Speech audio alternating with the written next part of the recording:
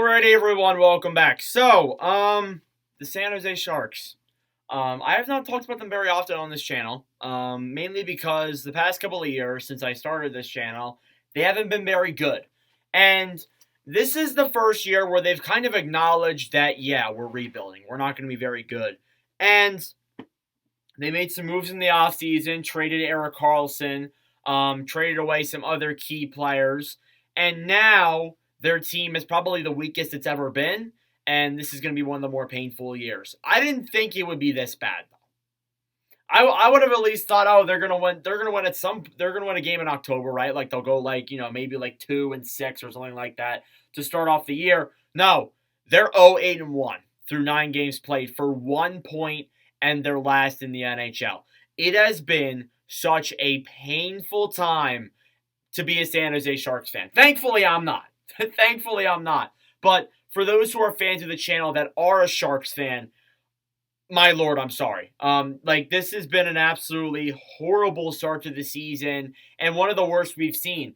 One of the stats that I saw yesterday, the Sharks are now tied for 5th longest in the most consecutive losses, dating back to 22-23, where they had a big losing streak to end off the season there as well. They just can't win. And last night, too, against the Washington Capitals, I watched that game. I thought San Jose played pretty well. They were competitive for the majority of that game, and then they crumbled. And, the goal that, made Washington take the 2-1 lead with about 4 minutes left, it bounces off Mario Ferraro's back and into the net. That just goes to show that this season has been absolutely awful for San Jose. And pretty much what can go wrong, pretty much went wrong.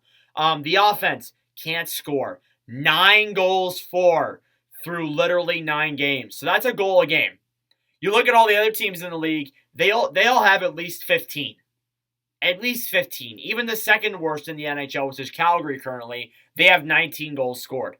However, San Jose has literally 9. Yeah, it's been awful. And as we say, it's early, the team will get better, and November will be the really true color. October was the real true color for San Jose. And I can only imagine that November is going to be absolutely terrible for them. Simple as that.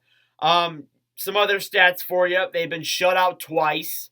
And they've only scored more than 1 goal literally once. And it was a 6-3 loss against the Hurricanes. That's it.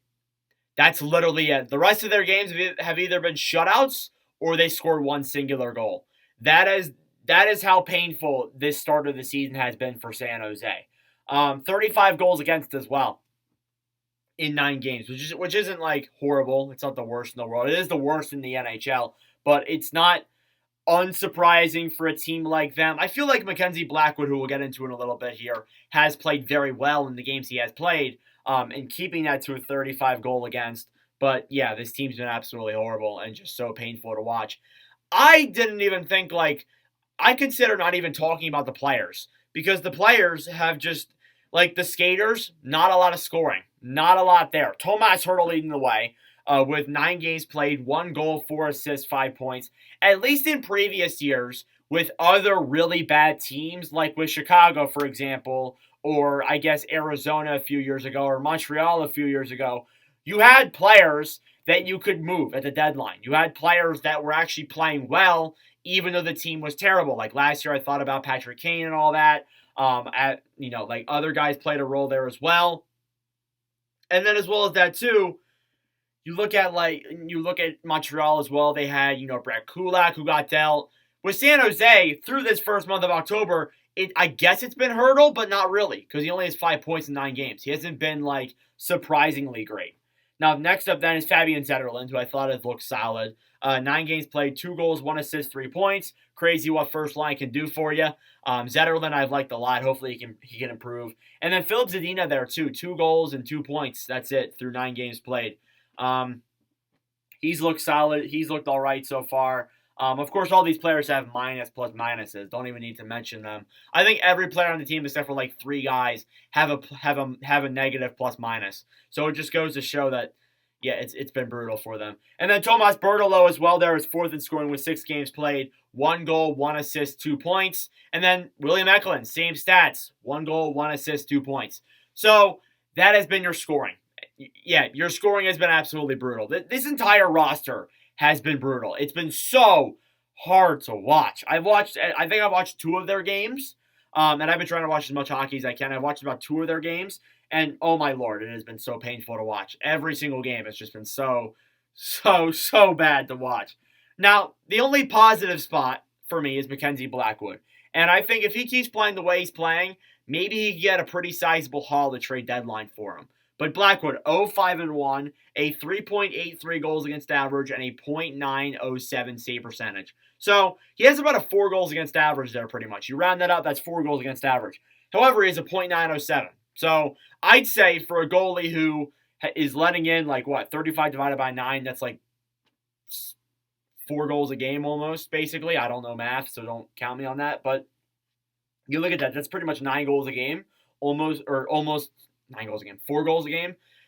Yeah, I'd say Blackwood's doing a pretty good job at playing goalie. And he's held some teams, too, to pretty good spots. He got them the closest they've been to a win against Colorado, of all teams, too, where they won in a shootouts, or they lost in a shootout. So, definitely Blackwood.